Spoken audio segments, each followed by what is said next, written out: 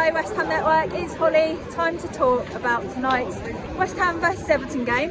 Overall, I think you can safely say that the performance was pretty underwhelming.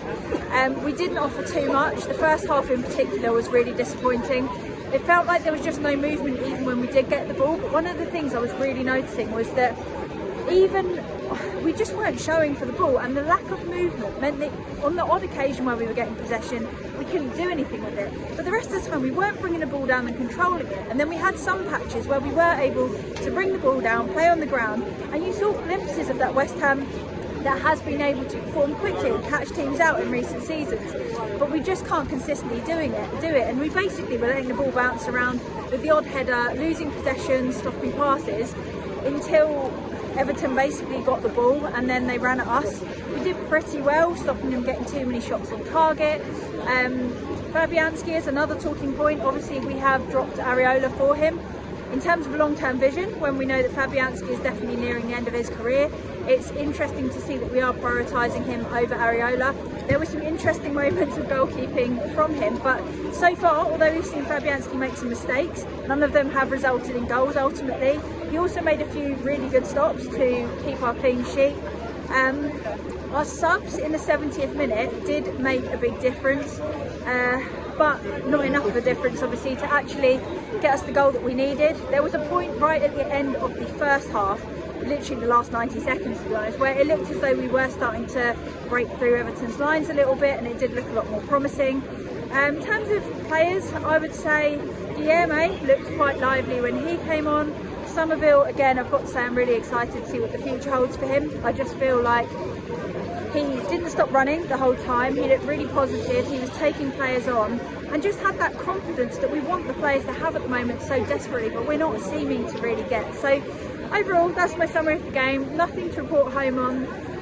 It's the kind of game that we really want to be bringing points, getting the 3 points, and it feels quite frustrating that we're not even showing up enough to see how we would do that. Again, we are seeing glimpses of good play, but glimpses just aren't enough to help us even see where we're trying to go this season. I really hope that we can start to see some things turn around. Like I said, Somerville is probably the highlight of the game for me, just because it looks as though we've got a good player on our hands there. Substitutions do seem to be making a change.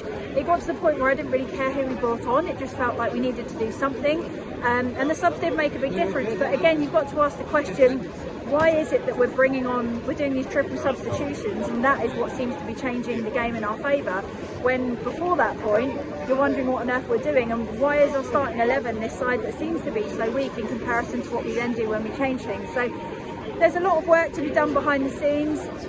All in all, another point closer to safety. Is that the only positive we can take? But we have a lot of work to be done. There's a lot of things that need fixing, from possession, ball retention, passing, the fact that we were just passing it back. But for me, I think the biggest thing is that on the occasions where we got the ball, we just did not move off the ball. There were no options. The amount of times where we either didn't move, or there was an option but we didn't look for that player that was out on the wing. And I think as well, another thing that did cost us was that we weren't pulling across enough in defence, and it meant that Everton could get a player out wide, and every single time that was catching us out, it looked as though we were just getting dragged one side, but honestly there was like half the pitch where this player was completely unmarked. So I think there are a lot of challenges in attack, midfield and defence. I just hope that we can take those moments where we looked a little bit faster and a little bit more positive on the ball and do a lot more of that, because we know that we have players that are capable of it. At the moment it just feels like we're unable to unlock it. So that's my take on the game, but let us know your thoughts in the comments down below. It's going to be a long season, but hopefully with it being a long season we can start to turn something round and see some glimmers of hope of how we can actually move on and progress from here, and hopefully get some more points in the weeks to come. There's my take. Let us know what you think. If you enjoyed this video, as always, please do give it a thumbs up to support West Ham Network, and until next time, come on you Irons.